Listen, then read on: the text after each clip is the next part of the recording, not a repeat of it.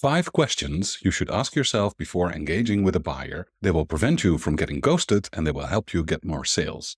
This is the Sales for Nice People podcast, the daily show for ethical entrepreneurs who want to learn how to sell more because of their values and not despite them.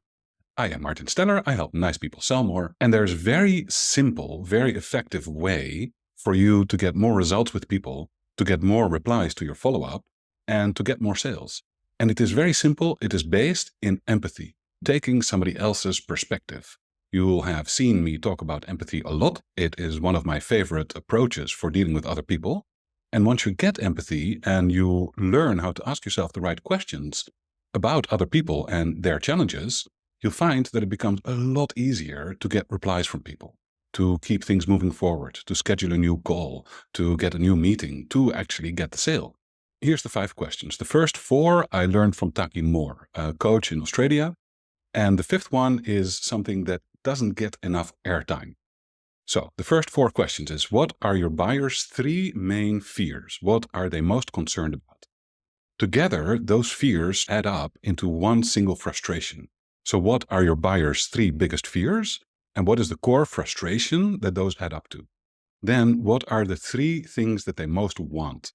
And what aspiration do those add up to? So that's the 3 fears, 1 frustration, 3 wants and 1 aspiration.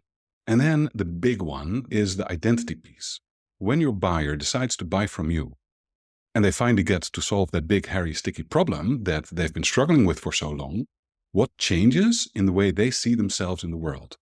These 5 questions are extremely powerful because they enable you to take somebody else's perspective. They help you put yourself in your buyer's shoes. And when you go through those questions for yourself, either before you send a follow-up or before you go into your next meeting or before you make your proposal, it will help you identify with what is real for your buyer, with what they are up against, their concerns. And that means that your communication, whether it's in writing or in meeting, your communication is going to get a lot more accurate and calibrated. It is going to resonate a lot more with your buyer because you're talking about what is real for them, or at least you're understanding your hypothesis about what is real and what their concerns are. And then you get to talk about whether or not you got that right. So anytime that you are about to engage with a buyer, stop for a moment and run through those 4 questions. Take a piece of paper, jot down some answers, and answer for yourself, what are their 3 fears? What is the 1 frustration that those add up to?